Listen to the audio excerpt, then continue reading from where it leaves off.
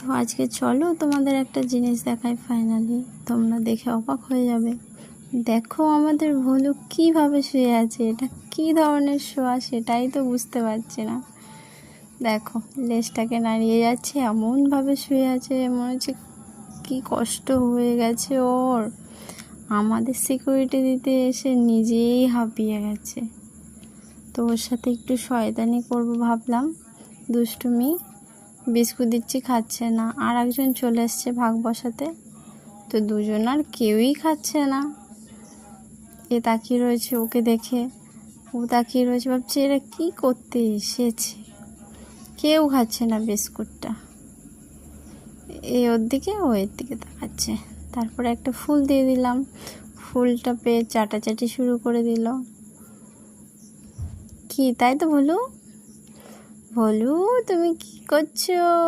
কি হচ্ছে বাবা? কি ওর সাথে কথা বলছি, এ আবার সামনে এগিয়ে চলে আসছে। ভাবছি ওর সাথেই তো কথা বলে যাচ্ছে। ওকে একটু সাজানোর চেষ্টা করছিলাম, এমনি সাদা গায়ের রং ফলে একটু লাল টিকা পরিয়ে দিই, তাহলে খুবই ভালো লাগবে দেখতে।